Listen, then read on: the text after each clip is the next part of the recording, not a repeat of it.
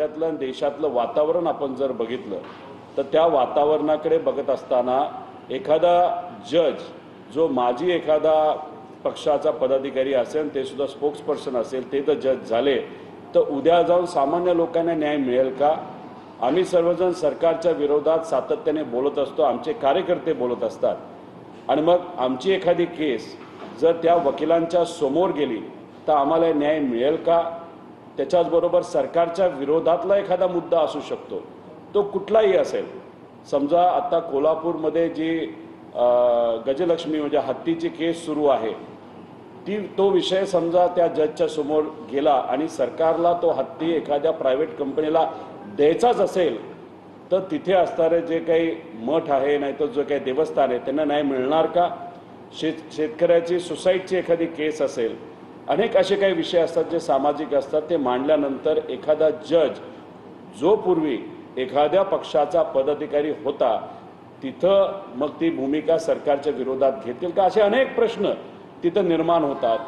काही लोक म्हणतायत की पूर्वी काही लोकांची नियुक्ती अशा पद्धतीने झाली होती आणि मग पूर्वी जे झालं आणि आत्ता जे होतंय याच्यामध्ये फरक काय? मला त्यांना एवढंच सांगायचं आहे, पूर्वीच्या काळामध्ये इलेक्शन कमिशन आपण जर बघितलं त्याच्यावर कुणीही आक्षेप घेत नव्हतं.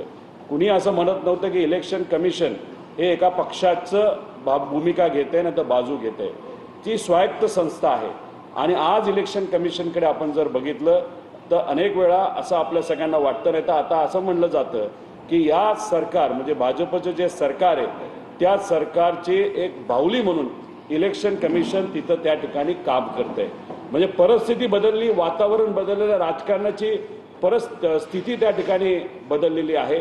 त्यामुळे आरती साठेंची नियुक्ती जर जज म्हणून झाली तर उद्या जाऊन जे आपलं न्याय व्यवस्था आहे, ज्याला आपण एक स्तंभ समजतो आपल्या लोकशाहीचा, त्याच्यामध्ये अशा पद्धतीने नियुक्त्या झाल्या तर उद्या लोक शंका घेऊ शकतात. आणि आज या नियुक्तीवर लोक शंका घेत असतील तर मला असं वाटतं आणि आम्हा सगळ्यांना असं वाटतं की या बाबतीत सरकारने आणि आपले CJI जे आहेत त्यांनी त्या बाबतीत योग्य असा निर्णय घेऊन हे नाव वगळावं अशी विनंती आम्ही सर्वजण तिथं करत आहोत.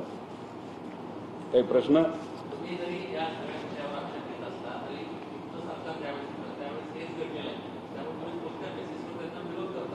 एक तुम्ही समजून घ्या की काही लोक 1972चे दाखले देत आहेत, त्या काळात दाखला तिथं दिला जातो. त्यावेळेस सत्तेतले लोक जर त्या पद्धतीने नियुक्त्या करत होते असं तुमचं म्हणणं असेल तर तुमचे नेते जसं अटल बिहारी वाजपेयी सुद्धा त्या काळामध्ये विरोधी पक्ष नेता होते, नाहीतर ते विरोधात तिथं होते.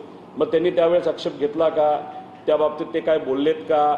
त्यावेळेस तुमचं भाजप जे होतं त्यांनी तिथं भूमिका काय घेतली? त्यावेळेस कदाचित जी काही नियुक्ती झाली होती ती नियुक्ती या मोठ्या भाजपच्या नेत्यांना योग्य वाटली असल्यामुळे ते बोलले नसावेत.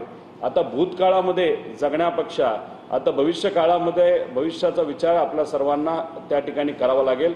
त्यामुळे आजचा आणि भविष्याचा विचार करत असताना आजची राजकीय परिस्थिती बघितल्यानंतर आज आम्ही सर्वजण या विषयाचा विरोध त्या ठिकाणी करतोय, एवढंच इथं आम्ही सर्वजण नमूद करतो.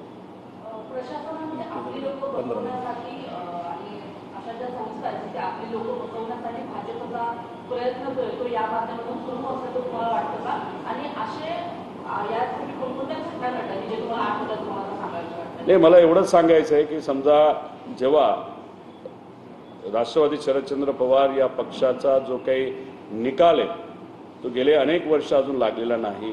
त्याच्याचबरोबर आपण जर उद्धव ठाकरे साहेबांच्या पक्षाच्या बाबतीत बोललो, तेलंगणाचा विषय घ्या, याच्यामध्ये जेव्हा डिले केला जातो, कारण का न्यायव्यवस्थेमध्ये justice delayed is justice denied, आणि मग अशा गोष्टी जेव्हा घडतात तेव्हा दुर्दैव असं आम्ही म्हणत नाही की तिथं असणाऱ्या जजेसनी मुद्दामून डिले केला, पण जेव्हा असे काही डिले केले जातात नाही तर अशा पद्धतीने निर्णय घेतले जातात मग कुठेतरी मनामध्ये शंका येते की विरोधातल्या पक्षातले जर विषय तिथं असतील तर मग मुद्दामून तिथे डिले केलं जातं का? मग ही जी शंका जी आजपर्यंत कधीही कोर्टावर, सुप्रीम हायकोर्ट नाहीतर सेशन कोर्टावर सुद्धा आजपर्यंत कुणी घेतली नव्हती. दुर्दैव असं परिस्थिती बघता ती शंका आज लोक आता घ्यायला लागलेले आहेत.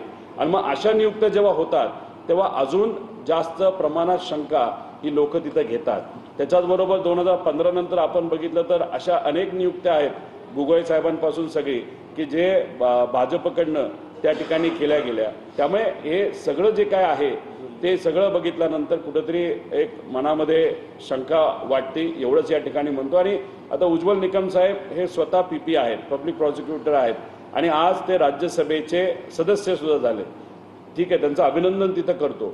पण मग ते जेव्हा भूमिका पीपी म्हणून आता याच्या पुढे घेतील तेव्हा काही प्रमाणात काही लोक शंका घेऊ शकतात जर एखादा विषय सरकारच्या विरोधात असेल. त्यामुळे ज्युडिशरीमध्ये, न्यायव्यवस्थेमध्ये शंका जर लोक घ्यायला लागले तर ते फार घातक होऊ शकतं असं आम्हा सगळ्यांना तिथं वाटतं. त्यामुळे विनंती करतो की या बाबतीत सरकारने योग्य तो निर्णय घ्यावा आणि हे जे काय झालेलं आहे त्याला रिव्हर्स करता आलं तर ते नक्कीच योग्य आहे.